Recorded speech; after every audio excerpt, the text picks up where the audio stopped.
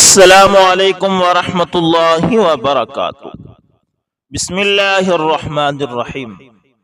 دوستو، آپ نے عطا بن ابی رباح رحمۃ اللہ تعالی کا نام تو سنا ہوگا۔ یہ کالے رنگ کے تھے، آنکھیں نیلی، چھوٹا سا قد، منحنی سا جسم، نہ دولت نہ کنبہ، قبیلہ یا بڑا خاندان، مگر علم کی وجہ سے ان کی یہ شان تھی کہ اموی خلیفہ سلیمان بن عبد الملک حج کرنے کے لیے گیا تو اس نے اپنے ساتھیوں سے سوال کیا، مکہ کا سب سے بڑا عالم کون ہے؟ انہوں نے بتایا، عطا بن ابی رباح رحمت اللہ تعالی۔ سب سے بڑا مفسر، سب سے بڑا محدث، سب سے بڑا مفتی مکہ میں اس وقت کون ہے؟ سارے سوالوں کے جواب میں ایک ہی نام سامنے آیا، عطا بن ابی رباح رحمت اللہ تعالی۔ سلیمان کے دل میں آیا کہ اتنے بڑے عالم سے ملنا چاہیے۔ کہنے لگا، چلو مجھے عطا بن ابی رباح رحمت اللہ تعالی کے پاس لے چلو۔ اس نے اپنے وزراء، امراء اور حاشیہ کو ساتھ لیا اور عطا بن ابی رباح سے ملنے حرم شریف میں داخل ہوا۔ عطا بن ابی رباح رحمت اللہ تعالی کی چارپائی حرم کے ایک کونے میں رکھی ہوئی تھی۔ لوگ ان سے سوال و جواب کر رہے تھے۔ خلیفہ آگے بڑھا، دیکھا ایک کالے رنگ کا شخص، سر کے بال اوڑے ہوئے، نیلی آنکھیں، جسم پر معمولی سے کپڑے، درہم و دینار کا مالک بھی نہیں، مگر اس کی شہرت پورے جزیرہ عرب میں پھیلی ہوئی ہے۔ خلیفہ آگے بڑھ کر سلام کرتا ہے اور تعجب سے پوچھتا ہے، ارے تم ہی وہ عطا ہو جس کی دور دور تک شہرت ہے، ہر جگہ لوگ تمہارا ذکر خیر کرتے ہیں۔ عطا بن ابی رباح رحمت اللہ تعالی نے بہت ہی تواضع سے جواب دیا، جی ہاں، لوگ ایسا ہی کہتے ہیں۔ خلیفہ کو معلوم ہے کہ اس عزت و شہرت کی وجہ صرف اور صرف علم ہے، کہ اس علم کی بدولت رب تعالی معمولی درجے کے لوگوں کو بلند ترین مقام عطا فرما دیتا ہے۔ پوچھا، تم نے اتنا زیادہ علم کیسے حاصل کیا؟ انہوں نے جواب دیا، میں نے مسجد حرام میں 30 سال تک اپنا بستر لگائے رکھا۔ اس دوران میں کبھی مکہ سے باہر نہیں گیا، علماء کرام سے مسلسل علم حاصل کرتا رہا۔ سلیمان بن عبد الملک نے اپنے وزیروں مشیروں سے کہا، جاؤ حجاج میں اعلان کر دو، یعنی حج کرنے والوں میں اعلان کر دو کہ مناسک حج کے بارے میں اگر کوئی فتویٰ دے گا تو وہ صرف عطا بن ابی رباح ہی ہوگا۔ علم سے محبت، علم حاصل کرنے کا جنون انسان کو کہاں سے کہاں پہنچا دیتا ہے، مگر ہمیں یہ نہیں بھولنا چاہیے کہ ہمارے سلف صالحین کو حدیث سے کس طرح محبت تھی۔ ابو حاتم الرازی کے بارے میں سیرت نگاروں نے لکھا ہے کہ وہ حدیث کا علم حاصل کرنے کے لیے پیدل سفر کرتے تھے۔ خود بیان کرتے ہیں کہ میں نے طلب حدیث کے لیے 1000 فرسخ پیدل طے کیے۔ ایک فرسخ 5 کلومیٹر کے برابر ہوتا ہے۔ گویا انہوں نے 5000 کلومیٹر سفر پیدل کیا ہے۔ یہ سفر سیر و صحت کے لیے نہیں بلکہ علم حدیث سیکھنے کے لیے تھا۔ فرماتے ہیں، پھر میں نے گنتی چھوڑ دی۔ جی ہاں، وہ بحرین سے مصر گئے، مصر سے رملہ گئے، رملہ سے پیدل ترسوس گئے۔ بصرہ میں قیام کے دوران ان کے پاس پیسے ختم ہو گئے تو اپنے فالتو کپڑے فروخت کر دیے۔ 2 دن بھوکے رہے۔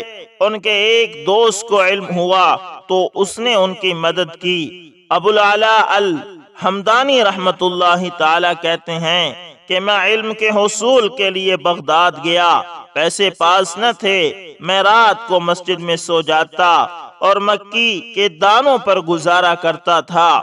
عمر بن عبد الکریم الرواسی رحمت اللہ تعالی کے بارے میں کہا گیا ہے کہ انہوں نے 3600 سے زائد مشائخ سے ملاقات کی۔ ان میں ہر ایک عالم سے کچھ نہ کچھ ضرور پڑھا یا سیکھا۔ ایک سفر کے دوران شدید سردی کی وجہ سے ان کی بعض انگلیاں جھڑ گئی۔ اتنے پیسے پاس نہ تھے کہ جسم کو گرم کرنے کے لیے وہ لکڑیاں یا کوئلے خرید سکتے۔ امام بخاری رحمت اللہ تعالی کے بارے میں لکھا گیا ہے کہ وہ چاروں اطراف بسنے والے محدثین اور علماء کرام کی خدمت میں حاضر ہوئے۔ انہوں نے خراسان اور اس کے پہاڑوں کے بارے میں لکھا۔ عراق کے تمام شہروں، حجاز، شام، مصر، بغداد کے سفر کیے اور وہاں کے حالات قلم بند کیے۔ ان علماء کرام کی محنت کا نتیجہ ہے کہ آج فرامین رسول اکرم صلی اللہ علیہ وسلم اپنی اصلی حالت میں ہمارے پاس موجود ہیں۔ حق تعالیٰ ان علماء کرام کو امت محمدیہ صلی اللہ علیہ وسلم کی طرف سے جزائے خیر عطا فرمائے، آمین۔ اللہ اکبر۔ دوستو، امام احمد بن حنبل رحمت اللہ تعالی اور یحییٰ بن معین رحمت اللہ تعالی بغداد سے یمن جانے کے لیے نکلتے ہیں۔ پروگرام تھا کہ ہم پہلے مکہ مکرمہ جائیں گے، کچھ عرصہ وہاں ٹھہرنے کے بعد یمن کے لیے روانہ ہو جائیں گے اور صنعاء پہنچ کر امام عبد الرزاق بن حمام رحمت اللہ تعالی الصنعانی سے احادیث سنیں گے۔ بغداد سے مکہ مکرمہ تک پیدل سفر قریباً 1 ماہ کا تھا۔ مکہ مکرمہ پہنچے تو حج کا موسم آ گیا۔ فیصلہ کیا کہ پہلے حج کریں گے پھر یمن جائیں گے۔ اسی دوران ایک دن یحییٰ بن معین رحمت اللہ تعالی طواف کر رہے تھے کہ ان کی نظر امام عبد الرزاق الصنعانی پر پڑی۔ وہ بھی حج کے لیے یمن سے آئے ہوئے تھے اور طواف کر رہے تھے۔ یحییٰ بن معین رحمت اللہ تعالی نے ان کو سلام کیا۔ طواف سے فارغ ہوئے تو انہیں بتایا کہ امام احمد بن حنبل رحمت اللہ تعالی بھی اس سفر میں میرے ساتھ ہیں۔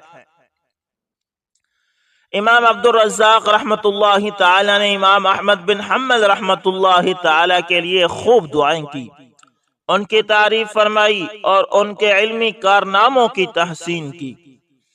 یحییٰ بن معین رحمت اللہ تعالی کہتے ہیں کہ میں بہت خوشی کے عالم میں اپنی رہائش گاہ پہنچا۔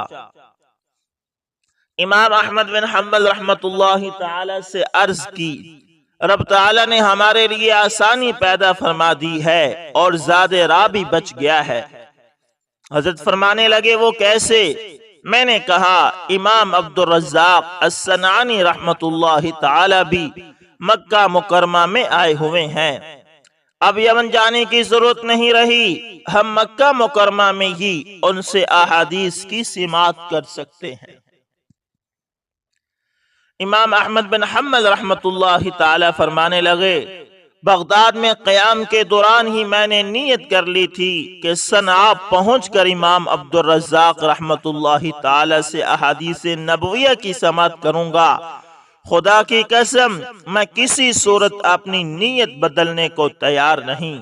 یحییٰ بن معین رحمت اللہ تعالی فرماتے ہیں کہ جب ہم حج سے فارغ ہوئے تو اپنے پروگرام کے مطابق یمن کے لیے روانہ ہوئے۔ صنعاء میں امام عبد الرزاق الصنعانی رحمت اللہ تعالی کے ہاں پہنچ کر ان سے حدیث کی سماعت کی۔ اسی دوران امام احمد بن حنبل رحمت اللہ تعالی کے پاس نان و نفقہ یعنی خرچہ ختم ہو گیا۔ امام عبد الرزاق رحمت اللہ تعالی نے انہیں مالی امداد کی پیشکش کی، مگر امام احمد بن حنبل رحمت اللہ تعالی نے لینے سے معذرت کر لی۔ انہوں نے یمن میں محنت مزدوری شروع کر لی اور اس سے جو آمدنی ہوئی اسی سے اپنا گزر بسر کیا۔ اللہ اکبر، اللہ اکبر۔ محمود بن عمر الزمخشری رحمت اللہ تعالی علم کے حصول کے لیے خوارزم کے علاقے میں سفر کر رہے تھے۔ یہ وہ علاقے ہیں جہاں خوب سردی پڑتی ہے۔ راستہ میں موسم خراب تھا، برف باری شروع ہو گئی۔ سردی کی شدت اس قدر زیادہ تھی کہ ان کا ایک پاؤں جام ہو گیا اور اسے کاٹنا پڑا۔ اس طرح وہ ایک پاؤں سے محروم ہو گئے۔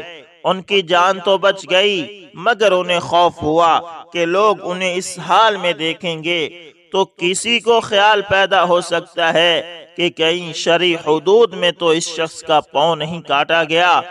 انہوں نے اس کا حل یہ نکالا کہ ایک ورق تیار کیا، اس پر سارا واقعہ لکھا کہ کس طرح ان کا پاؤں ضائع ہوا ہے، پھر بہت سارے لوگوں سے اس پر تصدیق کروائی کہ وہ اس معاملے کے گواہ ہے، اور واقعی ان کی ٹانگ سردی کی شدت کی وجہ سے کاٹی گئی ہے۔ اللہ اکبر! یہ تھے وہ علماء کرام۔ دوسری اسی طرح اسلامی تاریخ کے وہ بڑے ہی سنہرے ادوار تھے جب مختلف شہروں میں محدثین کے علمی حلقات اپنی رونق اور بہار دکھلایا کرتے تھے۔ اساتذہ کرام حدیث پڑھانے بیٹھتے تھے تو ان کے ارد گرد شاگرد اس طرح بیٹھتے جس طرح چاند کے گرد ہالہ ہو۔ یوں تو ہزاروں کی تعداد میں ایسی شخصیات گزری ہیں جن کے علم حدیث سیکھنے کے لیے اسفار کے احوال بیان کیے گئے ہیں، مگر یہاں چند شخصیات کے بارے میں ہی گفتگو کریں گے کہ انہوں نے حصول علم حدیث کے سیکھنے کے لیے کتنے سفر اختیار کیے اور کتنی مشقتیں برداشت کی۔ امام التابعین سیدنا سعید بن المسیب رحمت اللہ تعالی فرماتے ہیں کہ میں ایک حدیث کو حاصل کرنے کے لیے کئی دن اور کئی راتیں سفر میں گزارتا تھا۔ محمد بن ابی حاتم رحمت اللہ تعالی امام بخاری رحمت اللہ تعالی کے شاگردوں میں سے ایک شاگرد ہے۔ وہ فرماتے ہیں میں آدم بن ابی ایاس رحمت اللہ تعالی کے پاس علم حاصل کرنے کے لیے گیا ہوا تھا، اور راستہ میں میرے پاس نان و نفقہ ختم ہو گیا تو اپنے پیٹ کے ایندھن کو بجھانے کے لیے میں نے گھاس کھانا شروع کر دی۔ اللہ! غیرت اس چیز کا نام ہے کہ انہوں نے کسی کو بتایا نہیں کہ وہ کون ہیں، کہاں اور کس کے پاس جا رہے ہیں۔ اس دور میں کتنے ہی مالدار لوگ ایسے تھے جو طلبہ کی مدد کرنے کے لیے ہمہ ہمیشہ ہر وقت تیار رہتے تھے، مگر طلبہ کسی کے سامنے ہاتھ پھیلانا علماء کرام کے وقار کے منافی سمجھتے تھے۔ حق تعالی اپنے خاص بندوں کی خود ہی پھر مدد کرتے ہیں۔ دوستو محمد بن ابی حاتم رحمت اللہ تعالی فرماتے ہیں کہ جب تیسرا دن ہوا تو ایک شخص میرے پاس آیا، میں اسے بالکل نہیں جانتا تھا۔ اس کے پاس دیناروں سے بھری ہوئی ایک تھیلی تھی۔ اس نے تھیلی مجھے یہ کہتے ہوئے پکڑا دی کہ اسے اپنی ذات پر خرچ کر لینا۔ اللہ اللہ! امام حافظ محمد بن طاہر مقدسی رحمت اللہ تعالی نے بھی علم حاصل کرنے کے لیے کتنے ہی سفر کیے۔ فرماتے ہیں حدیث کا علم سیکھنے کے لیے دوران سفر 2 مرتبہ ایسا ہوا کہ میرے قدموں سے خون بہنے لگا، یعنی اتنے چلے کہ پاؤں سے بھی خون بہنے لگا۔ کہتے ہیں کہ ایک مرتبہ بغداد کا سفر کرتے ہوئے اور دوسری مرتبہ مکہ مکرمہ کے سفر کے دوران اس قسم کا معاملہ پیش آیا۔